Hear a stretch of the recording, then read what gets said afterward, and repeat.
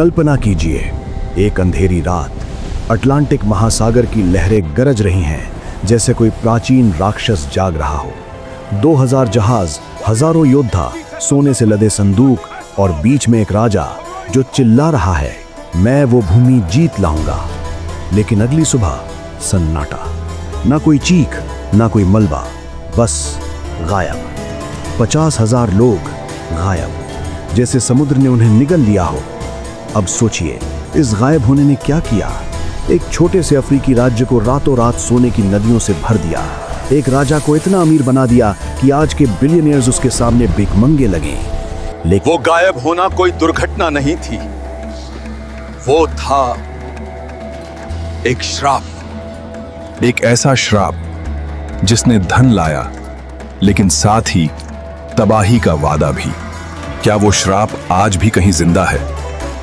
रुकिए, ये कहानी अभी शुरू हुई है, और अगर आप स्किप करेंगे तो कभी नहीं पता चलेगा कि वो राक्षस कौन था और कैसे एक यात्रा दुनिया की अर्थव्यवस्था को हिला दिया। 14वीं सदी, पश्चिम अफ्रीका, नाइजर नदी बह रही है जैसे सोने की धारा। यहां फैला था माली साम्राज्य, लगभग आधा मिलियन वर्ग मील, आज के कई देशों से बड़ा, आबादी करोड़ों में। लेकिन असली ताकत क्या थी? सोना। दुनिया का आधा से ज्यादा सोना इसी मिट्टी से निकलता था। बंबूक और बुरे की खदानें, जहां मजदूर रात दिन खुदाई करते और हर टुकड़ा चमकता जैसे सूरज का हिस्सा हो। लेकिन सोना अकेला नहीं, नमक। सहारा की उत्तरी गुफाओं से तगाजा की खदानें। नमक तब सोने से भी कीमती था। रेगिस्तान में बिना नमक के जीना मुश्किल। व्यापारी नमक लाते उत्तर से, सोना ले जाते दक्षिण से। ये ट्रेड रूट्स माली की रीढ़ थे।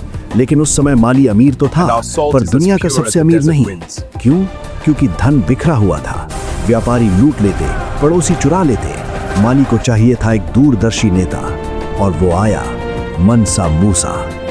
समय पीछे चलते हैं, 1312 के आसपास। माली पर राज करता था अबू बकर, एक योद्धा राजा। उसकी आंखें अटलांटिक महासागर पर टिकी थीं। वो मानता था समुद्र के उस पार कोई विशाल समृद्ध भूमि है, सोने की नदियां, अनगिनत खजाने। अगर वो वहां पहुंच गया तो माली अमर हो जाएगा। तो उसने फैसला किया, पहले प्रयास, 200 जहाज, 10,000 सिपाही, लादे सोना, पानी, खाना सालों के लिए। जाओ, उसने कहा, वापस मत आना जब तक वो भूमि तुम्हारी ना हो। बेड़ा निकला, लहरें चीरती हुई। दिन बीते, महीने, साल, समुद्र चुप, कोई लौटा नहीं। फिर एक दिन एक जहाज लंगड़ाता हुआ माली पहुंचा।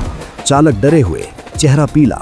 उन्होंने बताया, महाराज, हमने किनारा नहीं पाया, लेकिन समुद्र की गहराई में एक राक्षस है, लहरों से बड़ा, अंधेरे से काला।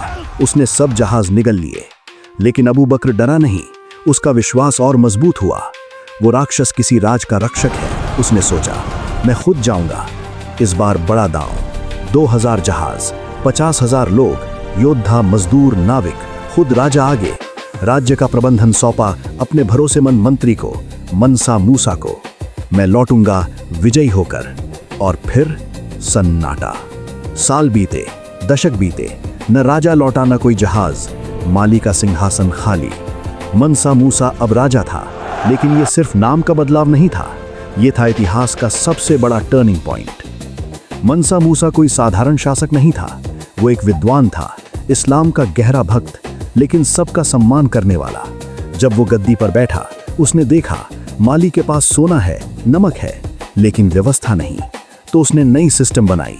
हर खदान पर राजकीय निगरानी, हर व्यापार पर टैक्स। सोना निकले, हिस्सा राजा को, नमक बिके, हिस्सा। ट्रेड रूट सुरक्षित किए, डाकुओं से बचाव। काफिले अब बिना डर के चलते। पड़ोसी राज्य जोड़े, कभी शांति से, कभी ताकत से। माली फैला, सहारा के रेगिस्तान से घने जंगलों तक।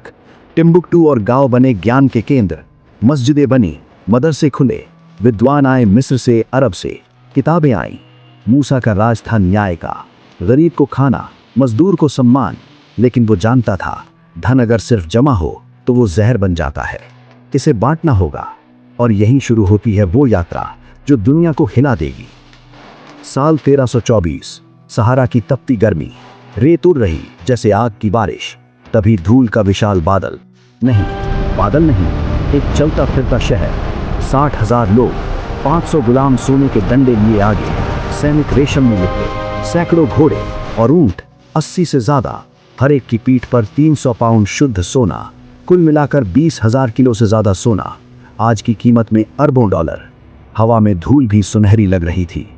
ये काफिला मक्का जा रहा था, हज के लिए। लेकिन ये सिर्फ तीर्थ यात्रा नहीं, ये था माली की ताकत का प्रदर्शन, इस्लाम की महिमा का। काहिरा पहुंचे, मिस्र का सुल्तान मिला।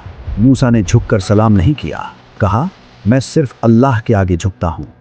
लेकिन दान वो अलग ही था। गरीबों को सोना, मस्जिदों को, सैनिकों को, इतना कि बाजार सोने से भर गए। हर कोई अमीर हो गया। सोने की कीमतें गिरी 25% तक। मिस्र की मुद्रा डगमगाई। अगले 12 साल तक हाइपर इन्फ्लेशन, अर्थव्यवस्था हिल गई। क्यों? क्योंकि मूसा सिर्फ सोना नहीं बांट रहा था, वो बांट रहा था अपनी आस्था। हर शुक्रवार को रुकता, मस्जिद बनवाता। रेगिस्तान में एक रानी को धूल से तकलीफ हुई, रातों रात नहर खुदवाई, पानी लाया। ये था उसका जादू, शक्ति और करुणा। यात्रा खत्म हुई, मक्का में हज पूरा किया, विद्वानों से मिला, आर्किटेक्ट लाए, मिस्र से, स्पेन से। वापस लौटे तो माली चमक उठा। टिम्बुक्टू में यूनिवर्सिटी बनी, मस्जिदें खड़ी हुई, यूरोप के नक्शों पर माली दिखा। एक राजा सोने का टुकड़ा हाथ में लिए। लेकिन हर चमक का अंत होता है। 1337 के आसपास मूसा का देहांत। बेटा आया, कमजोर, लालच बढ़ा, टैक्स और बढ़ाए, मंत्री चोरी करने लगे, जनता बगावत पर। पड़ोसी साम्राज्य सोंगढई मुरक को हमला किया, टिम्बुक्टू लूटा गया, शहर जलाए गए, सोने की खदानें खाली हुई, माली बिखर गया।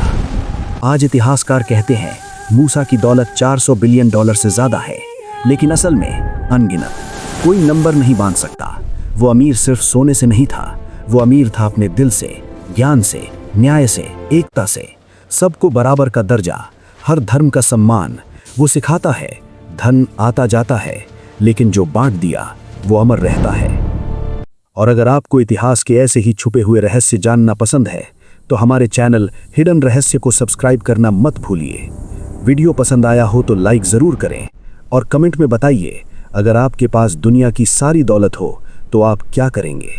हम फिर मिलेंगे एक और रहस्यमयी कहानी के साथ।